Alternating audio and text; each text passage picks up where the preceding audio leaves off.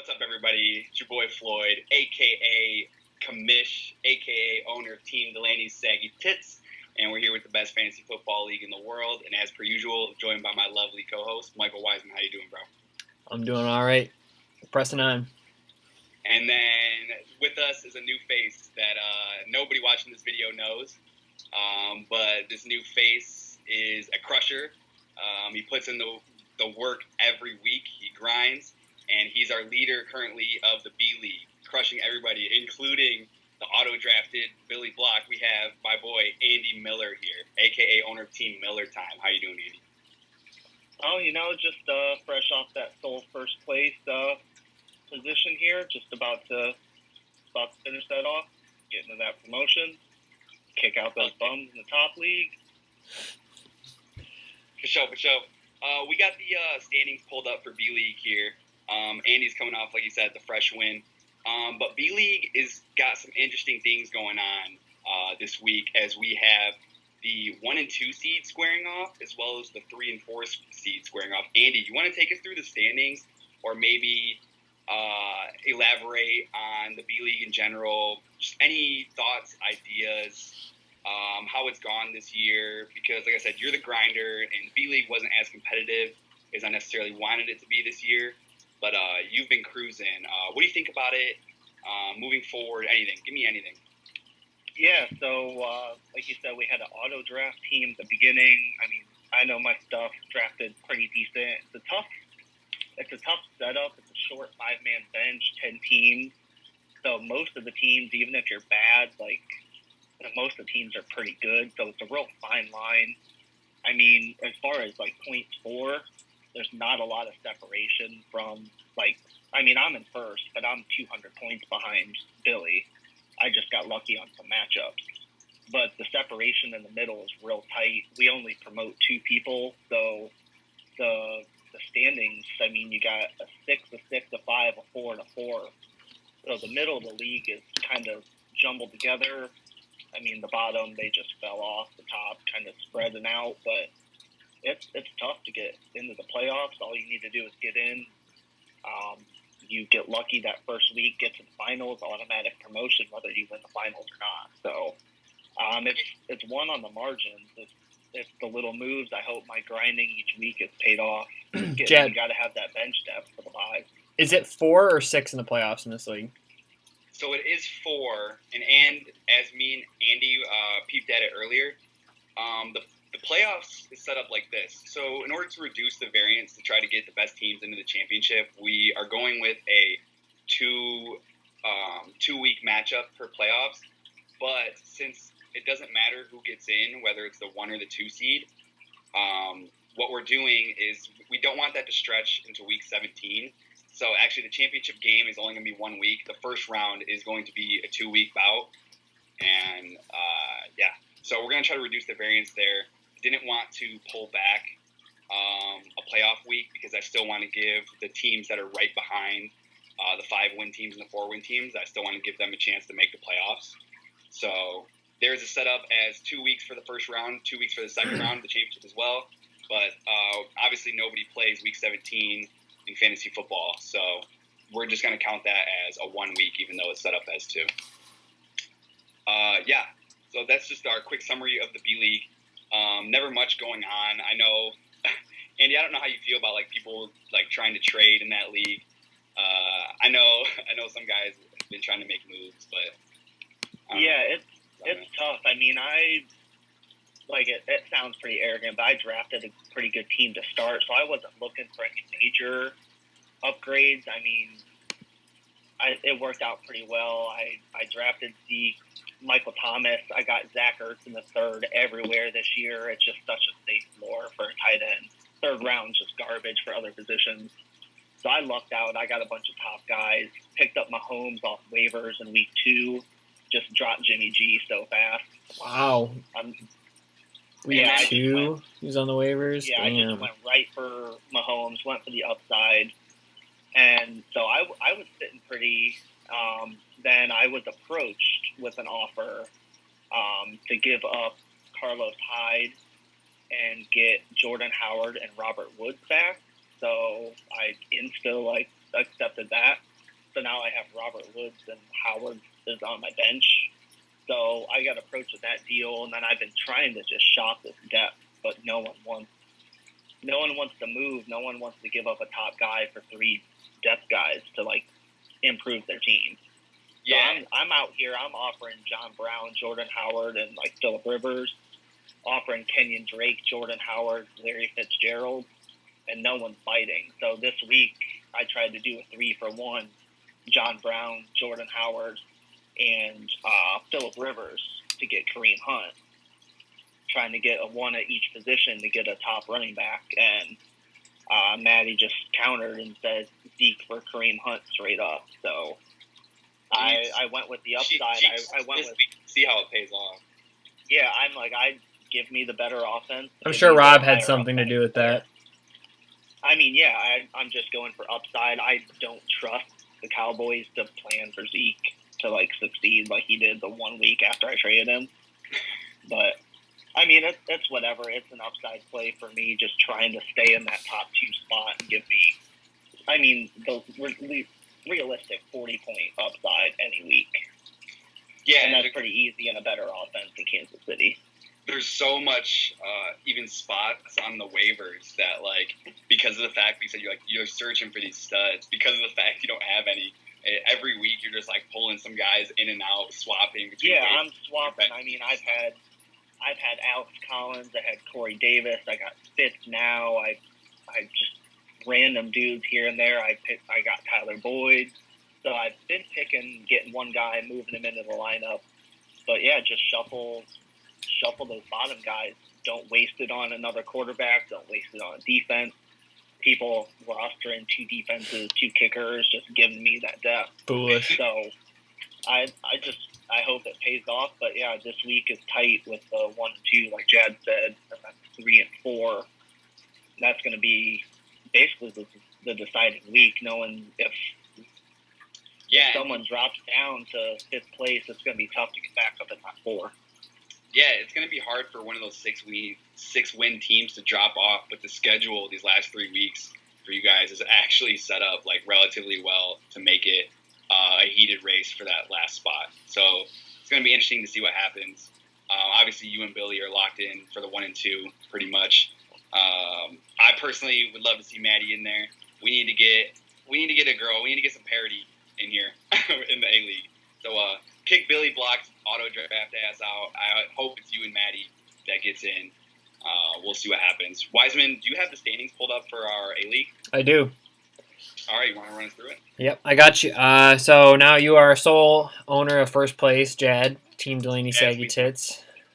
And then the 3 teams right behind you at 7 and 3 is Rob, xnxx.com/Alexis Texas, followed by Joe Mixon Yo Bitch, Trevor Wiscotchel, followed by Damian Brown, Team Get to Black, and then 2 6 and 4 teams, 4 Down Territory, Mike Brobes, and then Team Butts, Kyle Butts, coming off of back-to-back 1-point wins. Give me a fucking break.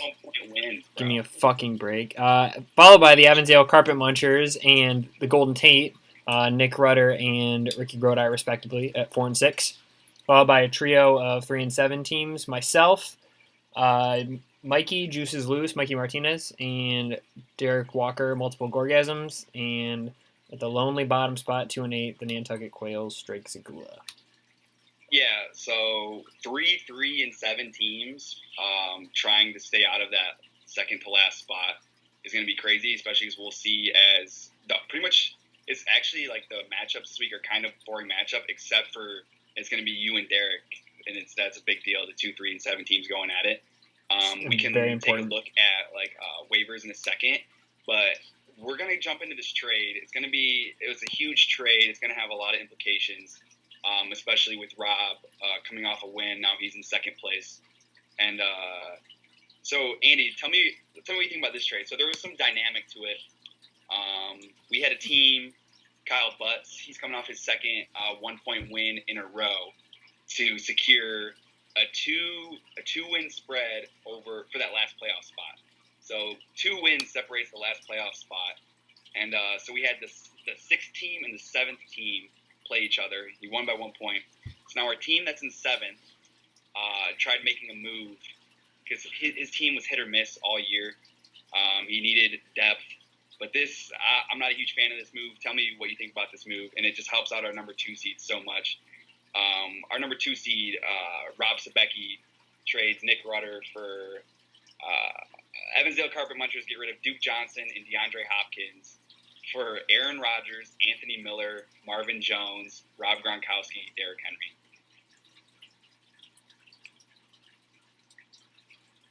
Yeah, I mean, you're getting name value at the positions that are replaceable. So getting Gronk, who's like basically a corpse of himself. Aaron Rodgers is sweet, but his replacement value, you could just start any person really. Hopefully you've been planning and you have a decent quarterback. Aaron Rodgers isn't going to upgrade your team. Nick already has Wentz, I think. I don't remember. I think he has a third as well, but he has Wentz already. Yeah, that's serviceable. So, I think Jad and I are the same school. You go with the best player in the trade. Who gets the best player? If you can acquire Hopkins, that's a win for that team. And if Duke Johnson keeps staying involved in the passing game, you got a good flex. I know, what are the positions you guys start, like an extra flex or extra couple flexes? Extra flex, extra wide receiver. Yeah, 2 running back, 3 wide receiver, 2 flex.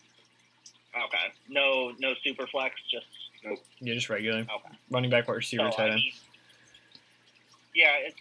It looks good getting volume and names, but really at this point you want to condense talent and get studs. So obviously the team getting Hopkins there wins, and it sounds like that throws off the balance of. Yeah, I think the trade makes sense for both teams. Rob's gearing up for the playoffs, trying to add a stud with DeAndre Hopkins, and Hopkins is an animal, so. It's good on his end. Honestly, I don't think the trade's that bad for Nick. I guess it makes sense since he's pushing for a playoff spot. I don't think he's going to get it.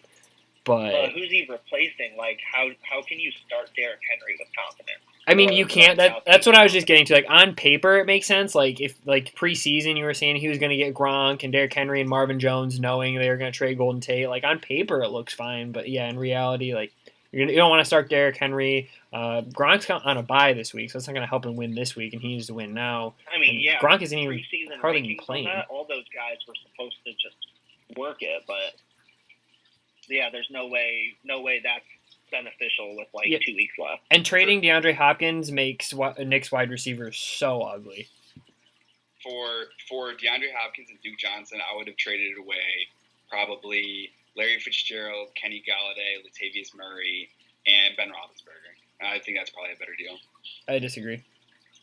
Well, it's better, but I'm still not doing either one. It's going to be better than Marvin Jones, maybe, and Derrick Henry, Gronk. It's a wash. Galladay is the same. At least he's not hurt, but neither of them are producing. And right. You got Eric Ebron running in touchdowns, and you wasted a second-round pick on Gronk. Eric Ebron running in touchdowns. I traded Bilal Powell for Eric Ebron this year. That's my claim to fame. All right, you want to say anything about any of these other waiver claims, Jad? Well, so I don't even know who the fuck Josh Adams is. Like I said, I don't even watch. Philadelphia running back. I don't know exactly how much volume he's getting, but that's what I know. He's getting the first and second down touches. They phased out Clement, and they're making Wendell Smallwood the full passing down back. So it's like a 1-2 attack, but they're throwing to Zach Ertz 16 times a game, so they're just not even trying to run. Is this curious? So if you peep our the transaction, the 2 hot buys or the most people who the waivers that didn't go through, they were underbid on was Josh Adams, and then Cardinals defense. I was the only person that put in a waiver claim for the Steelers defense, and there was 4 or 5 people who missed out on Cardinals defense. Am I like I said, am I missing something? Why is everybody putting in the waiver claims for the Cardinals defense, falling short, and then not putting in a waiver for another team? I don't remember who their matchup is this week, but it must be decent because I think I picked up Cards defense other they're leagues. At home against Oakland. That's it. That's fair. That's it. That's fair. That's it from our waivers. The Steelers right now, according to the rankings I use, Steelers defense is the top defense, and then Cardinals are 4. Is that so? That's for just this week, right? Not for any type of. Yeah, just for this week. And the projected points on this, I mean, it's only like a 0.4 difference in projection. It's just right now, schedule adjusted matchup. The Steelers have a 29th. The Jacksonville is like the 29th, like hardest, basically. Yeah. So they're 2 spots off of best matchup, and the Cardinals facing Oakland is 27th. While we pull up week 11, Andy, do you mind saying it is what you do for like what this new side thing you just started doing for like analytics? Oh yeah, so there's this Super website called playerprofiler.com. I use it. I don't know, going through like on Twitter, Matt Kelly, Podfather, Fantasy Mansion goes by these names, but I mean just a real sharp dude. He's like a genius. Like doesn't even watch games, like, but he's super like theatrical. He's like, he plays a character. He said he wants to play the role of the Skip Bayless of podcasting, where he'll bring up beef and he'll target people and like really combat like bad takes and like really get analysts accountable for the bad information that they put out on Twitter. I really like him. He's an awesome character, super cool. So I pledged to his Patreon just to get, I mean, basically an extra podcast, some behind the scenes stuff. But use the website. They got awesome. Just if you check it out, they got one page like little summaries that shows like their workout metrics, where they are, like college dominator rating, their like target share in college, like basically predictive stuff for future success. So anyways, he uses volunteer game charters to get his data. Like, it's impossible for one person to do it. Yeah. So he has a team of about 30, 35 people that get scheduled a game, and they have an Excel spreadsheet template that he gives everyone. So you just go on, and I chart formations.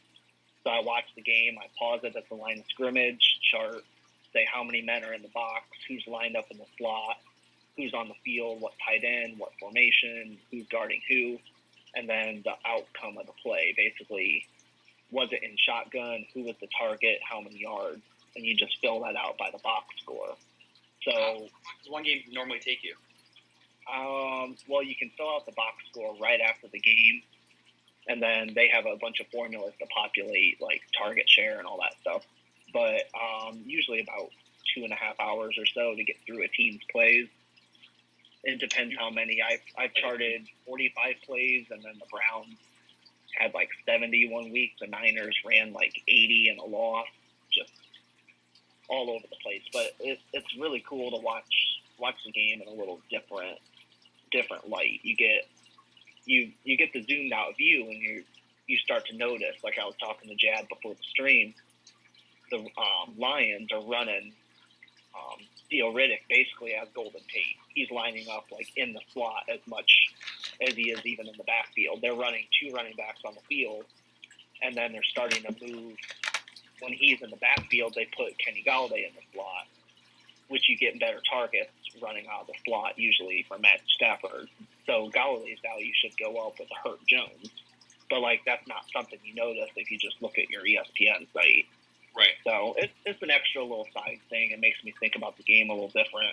You get $20 a game, like $80 for doing 4 games just to spend a couple hours on a Sunday looking at numbers. And you said you get the local ones, and like I said, dude, I couldn't imagine doing the Browns with all that talent. It's probably so much fun watching all the shit they're throwing out there. Oh, it's hilarious because they just put Antonio Callaway out wide and just run him down the field every play. It's not hard him anymore. He just sprints down the field and takes the corner with him, and then they dump it off to, Darren Fells. I'm actually a pretty big fan of the Podfather as well. I started listening to his podcast last year. I listened to a lot of it in the offseason as well. I have to say I haven't listened to a podcast since the season has started, and maybe I should be since my team's not doing so hot. But yeah, no, Matt Kelly's really smart. I get like weekly emails of like who like the top DFS plays are going to be. And like this week specifically, like I saw David Johnson on there. I'm like, oh no. And sure enough, David Johnson smashes 36 points. So like, yeah, this dude knows his stuff. Like if you like fill out a DraftKings lineup based on his suggestions, like I guarantee you win money. Yeah, he's really smart. I like him a lot as well. This year they picked him up. They're featuring him on a Roto Grinder show. A couple of those. They do like a Friday stream, and it's Ben Gretsch and Eric McClung are two big DFS guys, and then Matt Kelly. And he got in a recent, like, really big beef with a draft cheat. You follow him or see him on Twitter, he's just trolling people. He's like, I feel like I've seen draft cheat on DFS maybe. Is that also? Yeah, he's like a big like DFS grinder. Well, yeah, because I was grinding DFS hard last year. I know a lot of those guys, man. Yeah, Kelly doesn't play DFS and he doesn't watch the games because he runs the site and he just takes Sunday off for family. So now this guy's like coming at him saying he can't do a Roto Grinder show and give advice because he doesn't play DFS. Whatever that means. Yeah, it's pretty dumb. It's like that meathead thing, like, oh, you don't know anything. Yeah. Find me in the lobby. Yeah, find me in the lobby. Cool. No, I'm gonna spend time with my family and like not stare at a computer all waking hours of the day. Right. It gives them a good extra perspective, and I really like his information, especially getting more into dynasty stuff. He's got a lot of dynasty focused stuff, and it was off season. Player profile is the truth, so secret's out. So there you go. Hit it up. Andy Miller's the boy, as we all know. Wiseman, as far as the matchups go, your matchup is first on my slate. If you, I actually just wanted to say a quick bit about the Week 10 matchups. Basically, it was pretty chalk. The teams with winning records beat the teams that had losing records that were their opponents. And for the Survivor Challenge, the final three were Butts, Jad, and Mike Brobst. And as you can see, Butts had the low score with 120. So we're down to our final two, Mike Brobst versus Jad. Who's going to get the cash? Week 11. Let's go. First matchup. I'm hoping. Does Mike have any buys this week? I mean, I guess we'll peep it. Yeah, we will. I'm low-key screwed with Latavius Murray, but I'm confident in the rest of my team. So, I guess we'll see what happens. You said mine's first? Yep, yours is first on my slate. First up, we have Team Magnum XL United owners Michael Wiseman versus Derek Walker, owner of multiple Gorgasms. And this is actually our only significant game of the week, which is weird to say now that we're in crunch time and there's only 3 weeks left. But we have our 2, 3, and 7 teams both tied for 9th place, meaning that the loser is in the bottom 2 no matter what with 2 weeks left. So this game is a big deal.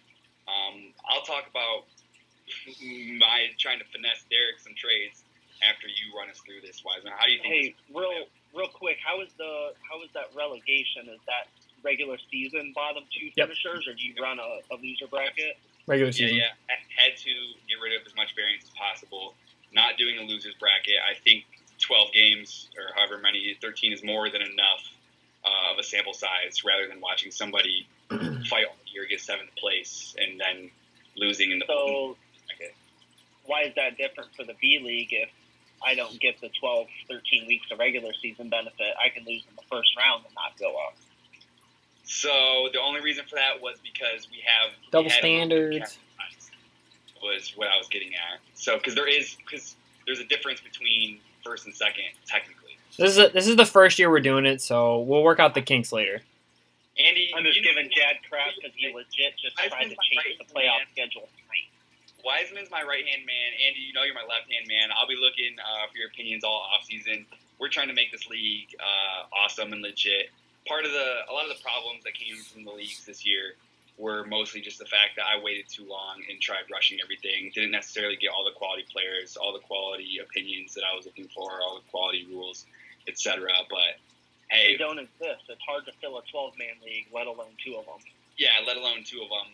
So, in 10 years, when you're hoisting the championship belt over your shoulder, Andy, when it's engraved with your name on it, when you're 3-peat champ, you won't be asking these questions anymore, right? The good news is I have people asking me if they can join the B League next year, so...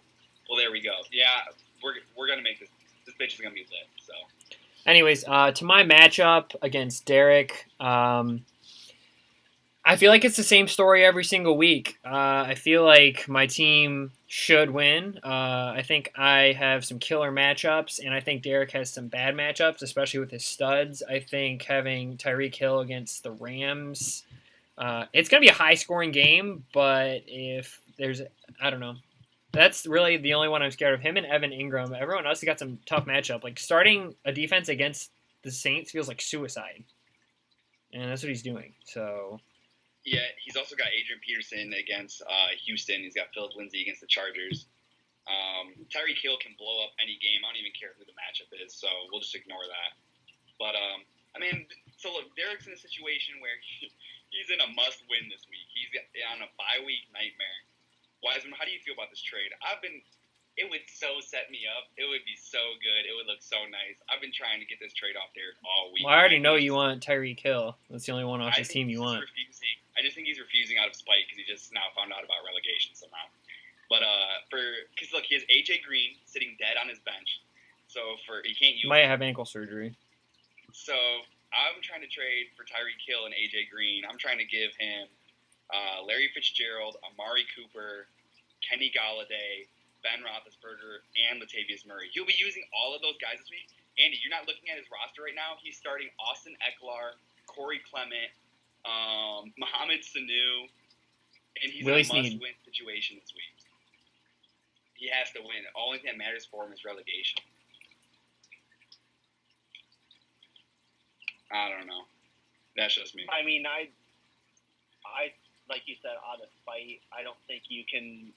You got to be hesitant about top teams poaching the bottom teams. Just on principle, I think you got to keep your talent, and if you can accept the relegation. Yeah, I was about to say that's what the relegation does. It makes sure you can't tank. It's the same effect that they use the relegation in like European soccer. Like in American professional sports, like you can tank and get the number 1 pick the following year. But in European soccer, if you tank and you finish bottom of the league, you get kicked out and you got to earn your way back in like the next season. So I think it's a good dynamic to add to this. Tyreek outscores 2 of those people easily. Like it's not like he's gaining anything. He's just splitting Tyreek's points among 3 positions, and it helps Jad, and it looks good because of it. It doesn't matter. AJ Green's dead. Don't give up Tyreek Hill if you're fighting for a playoff or a relegation fight. All right. Maybe I just want Tyreek Hill. Who knows? All right, I wanna say this is one my team should win, but coming off 4 games in a row I've lost, I'm nervous. So we'll see. It's important. If I lose this matchup, I'm gonna be shook for sure. You're gonna be shook because you're gonna be. How many game losing streak would that be? This would be my 5th in a row I've lost. Yeah, and then to just now be staring at relegation 5 weeks ago, it's crazy to think about. Yeah, it is, but fucking way she goes. Next matchup. Way she goes. It's on my thing. It's Team Butts. Owner is Kyle Butts, of course, versus the Golden Taint. Owner is Ricky Grodi. We got 6-4 versus 4-6. Ricky needs to pretty much win out to get that last playoff spot. Kyle Butts is coming off 2 back-to-back 1-point wins to hold down that last playoff spot. Is just so absurd. He was sweating fucking Carson Wentz last week, which is just so crazy for him to pull out that 1-point win again. But alas, here we have. We'll see what Dalvin Cook can do against Chicago. But I mean, and then they have Brandon Cooks against Kansas City, Doug Baldwin against Green Bay. Doug Baldwin's actually somehow leading the team in like targets and everything, but the team just runs the ball and that's it. As we said, somehow Ricky is 4-6 with a really bad roster. I see Kyle Butts blowing him out of the water. Oh yeah, Butts is gonna blast him. Gonna blast him. Having Christian McCaffrey, Antonio Brown, Robert Woods pretty much settles the deal. Deshaun Watson. Agreed. I don't have much else to add to that one. Yeah, that's all I was gonna say. Is Butts is gonna smash him. Alrighty, cool. Next matchup, top versus bottom. Say it again. Next matchup, top versus bottom. You versus Drake. We got top versus bottom. I'll take care of this one. This is my matchup. The projections actually has Drake spanking me. Mine doesn't. Mine has it close. Owner of Team Delaney's Saggy Tits, records 8-2, sitting in the lone first place spot. Versus my boy Drake Segula, owner of the Nantucket Quails, 2-8. He's just self-imploded all year. My team always allegedly never looks good on paper. People doubt me every week. I'm starting Larry Fitzgerald and Amari Cooper over Kenny Galladay this week. I think that totally makes sense. Larry Fitzgerald going against Oakland. Amari Cooper being force-fed targets going against Atlanta. Obviously, Pat Mahomes holding it down. Andy, What do you think about TJ Yeldon? Because I think that's totally a fine. I think I'm sitting, like, even going to playoffs, I think I'm fine sitting with TJ Yeldon. Am I wrong? I mean, I have Nick Chubb on my bench who's on bye. But so my running backs are going to be Nick Chubb, TJ Yeldon. What's your opinions on TJ Yeldon right now?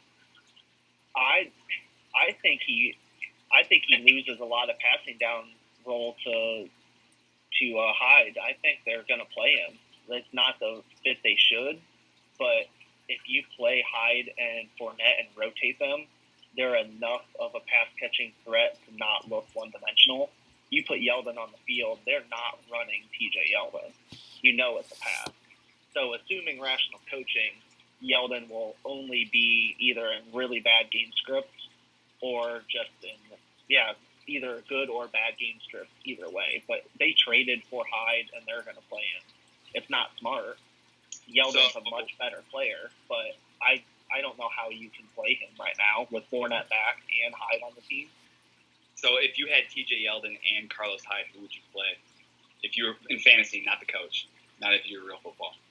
I mean, if you were against those two, I would guess you'd have to probably end up playing Yeldon, just hoping for game script. Yep, that's what I'm doing. I think if you want a floor, Hyde's got more guaranteed work, but if it gets bad, Yeldon could just come in and catch like 8 passes. Yep. But I think in neutral to positive game script, Yeldon's not seeing the field. Yeah, that's my hope. They're going against Pittsburgh this week. I do have Carlos Hyde on my bench, actually. So, yeah, I think I got plenty of studs. Drake could maybe pull this one off, just the fact that he has James Conner. But going against Jacksonville, that's always going to be tough. He's got Sterling Shepard against Tampa Bay. Maybe, upside with Nelson Aguilar and Tyler Lockett. He's starting Eli Manning. Yeah. Enough said. I don't think I'm going to lose the matchup. I'm projected to get spanked, I think, actually, somehow. I'm pretty sure I'm going to win out, even with this. I mean, Eli's not the worst streamer this week against Tampa Bay. No, but I think Eli sucks. So. Oh yeah, he's garbage. But I mean, he's got a top 12 outcome in his range possibilities. Fair enough. For sure. I agree. Wiseman, you want to take us into our next matchup? Yep. Next one I've got is Team XNXX Alexis Texas. Rob David Sabecki versus Juices Loose. Mikey Flortz-a-lot Martinez. That's a throwback. Throw that one in there for the fans. Throwback DVT. I think that. Roster now, man. What? Rob's roster's quality. Yeah, Rob's team is pretty sick. Not gonna lie. I don't know how I feel about playing Brandon LaFell, but I guess since Kittle's on bye, I guess it works for him. But yeah, Rob's stud should be enough. The fact that I think, despite the Cowboys misusing, I don't even know if I would say misusing Zeke. They're just play calling and calling plays that don't make any sense. But I think that Zeke should have a decent game against Atlanta at least. The Rivers Gordon stack, brilliant. They've both been on fire this season. As a Chargers fan, I can attest to that personally. Julio is a stud. DeAndre Hopkins is a stud. Like even if the rest of his guys fall, like don't do anything, which I could see Ricky Seals-Jones, Brandon LaFell, and Christian Kirk all putting up zeros, he could still win just because his studs are so solid. And it's not like Mikey has a bad team. It's just that it's not going to be enough to beat Rob. Yeah, Mike Evans has been underperforming recently. Obviously, Zach Ertz is always going to be awesome. Hound. I don't know what else much he has going for him. We'll see what Fournette can do. But Rob's new roster, having Phillip Rivers, Melvin Gordon, Ezekiel Elliott, Julio Jones, DeAndre Hopkins holding it down, is always going to be dangerous. Also, here's George Kittle, and George Kittle has been unreal this season. Unreal. Yeah. Like I think his yards after the catch or something like that. Like he's the first one to. I saw it on Reddit earlier. I can't remember what the stat was, but he was the first one to do something for tight end since Gronk and Kelsey. So some good names to be mentioned alongside. I think it's since like 2005. He'll have like the highest yards after catch for a tight end. That must be what it is. Something came. Yeah, I saw it through Twitter earlier. Was it Kittle who threw that Tampa Bay dude to the floor, or was it someone else? That was McDonald. Vance McDonald. No, the other tight end that was an athletic freak the Niners drafted and traded for nothing. Yeah, right. Yeah. Interesting. Yeah. All right, next matchup, 4 down territory, Mike Brobes versus Nick Rudder, Evansdale, Carpet Munchers, 6-4 versus 4-6. Should be it's interesting in that respect, but I think that once you get down to it, looking at what each team has going against each other, it's hard to say that Mike isn't the favorite this week with Gurley and Kamara, and then Mixon and Jones have both. I mean, I guess you could say Joe Mixon's been disappointing recently, but Aaron Jones, if the Packers continue to utilize him the way that they have, I think a lot of people give Mike McCarthy the benefit of the doubt, assuming that he would do that because you'd think it'd be good for the team. But I don't know. I think the Packers are really unpredictable, so it's hard to say. Sharp. McCarthy is not sharp. No, I agree. So it's impossible to say. I guess whatever he thinks is the right choice is what's going to happen. But I think they should keep utilizing Jones. You got Aaron Jones and Joe Mixon both on the road at Baltimore, at Seattle. That is tough. Top 5 rush defenses. They're tough matchups, but if you trust the talent and you give them the volume, they're going to perform. I mean, Mixon can make it up in the pass game. They're both good solid floor plays with 30-point ceilings. I think Mike's wide receivers are weak too. I mean Allen Robinson and Corey Davis both had good weeks last week, but they're both capable of his 3 wide receivers are all capable of scoring 5 points or 7 points or something. It's just not going to get it done. So basically for Mike, it's going to come down to if Gurley and Kamara can collectively between the two of them put up like 60 points and then add on another 20 from Drew Brees and then whatever else he gets from the rest of his team. Should be enough to win. I think that Nick is going to need to catch some very fortunate breaks if he's going to pull this one out because Mike's team's pretty scary. I can't believe he has 4 losses. I don't know how that happened, but yeah, we've got some scary teams, and obviously the ones that stick out are just going to be me, Rob, and Mike. We all have I have a collection of wide receivers that are deadly. Mike has 4 or 5 running backs that are stupid good. We just went over Rob's team with Zeke, Gordon, Julio, Hopkins, and then going into our last matchup, neither of these teams are full of studs, but I guess these are going to be our 2 teams that are going to be looking to pull up upsets in the playoffs.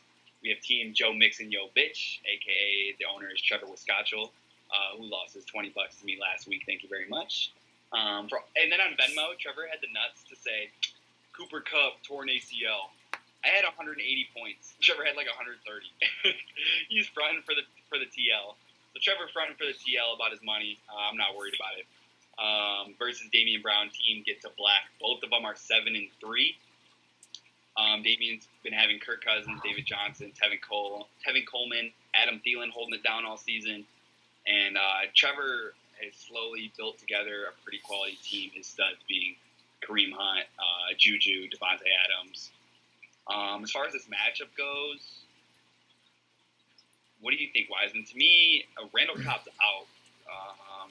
Look, as what I've observed over the past few weeks, you can't bet against Damian's team. 4 weeks in a row he's got wins. I thought last week there's no way, and then the Bortles Moncrief stack is what took me out. It's just we saw this last year. Damian's team just somehow I don't even want to say lucky breaks because at this point it can't be luck, can it? It just keeps happening. Even with Randall Cobb, you started Randall Cobb how many weeks in a row? When was the last time Randall Cobb played? He's on a 4-game win streak playing Randall Cobb, who isn't even playing. I don't know how this keeps happening. Listen, Trevor, I think you should win this one. You should. Your team is better than his. But don't be surprised when David Johnson and Tevin Coleman both have 30 points, and Adam Thielen does his thing, which he's been doing all season, and puts up 30 points as well, and Damian wins. So I feel bad saying it, but sorry, Trevor, you're going to lose. It's Damian. You think Trevor's going to lose this one, or you think it's just because it's Damian? I just think it's because it's Damian. I don't know how it works or how it happens. It's just Damian's going to Damian. 5 wins in a row. He's going to be 8-3 somehow, and his team makes me want to throw up in my mouth. And like we've said all season, it's the way she fucking goes with fantasy football. There's so much variance, but that's why we love playing it. It gives everybody a chance to get in, whether you even watch the games or not. That was our last matchup. Wiseman, is there anything pertinent that we need to say or take care of? I don't think so. Like I said, this week matchups are relatively not amazing. as far as talking about him goes. I don't have much else to add. Derek, if by some miracle you're watching this, I don't know how you missed out this whole season. We've been talking about it. I don't know how you missed the whole preseason. I don't know how you missed everything that's going on in the group chat. Somehow you've been living under some rock somewhere. I don't know. I haven't actually seen Derek since the draft, like, with my own eyes, so I don't know what Derek's doing. But, like, it's not personal. If you get kicked out, it's not because we hate you. It's because you didn't perform fantasy football-wise. You've been at the bottom of the league for a couple years in a row now. I don't have much room to talk, so I've been there as well. But, yeah, we're getting serious. You got to pony up. If you suck, you're out. Sorry. This is competitive. This ain't no Sunday league where we get the boys together and we all draft teams while we're drunk as fuck. This ain't that. This is real shit, baby. That ain't it. But yeah, it's never personal. We're all still for the boys. You're not leaving the league. You just right, like Drake. Kitties. Drake's our boy. Like we love Drake. Drake's our dude, and he's gonna get kicked out of the league. It's irrelevant that he's our friend. Like he knew the stakes. I mean, I'm down in the B League. I'm sitting here with some schedule adjusted metrics. If you're not coming with the numbers and really play the game, like you're dropping. Schedule adjusted metrics. I mean, if you're just looking at Jacksonville and thinking that's a good defense, slot out here tracking how many times the Browns are running the wishbone. What else you got for us, Andy? Dude, I was telling. If you line up and you got a wishbone, you got 3 running backs in the backfield, you hand to Duke Johnson and he pitches to Chubb on an option, like you can't guard that. No one even knows who number 25 is on the Browns. Right. Some dude named Hilliard. Right. So there we go. So as you can see, shout out to our amazing guest, Andy Miller. He's currently crushing the B League right now. Hopefully with the 2 weeks in that first round of the playoffs, the variant should take care of itself. You should be fine. Hopefully the league sees you in the A League next year and you get to join all the fun. Right now I'm projected to face your mom in the playoffs, and she's got Goff, Kamara, Keenan Allen, and Joe Mixon. Joe Mixon. So I mean, if you got those people, you can put up some points, even if it is over 2 weeks. But I like my chances. I like your chances as well. Hopefully, like I said, hopefully we see you next year. That's it for me and Nantucket's Revenge, I believe. Any shout-outs, comments, concerns, anything, boys? Coming for you. All right. Peace out, y'all.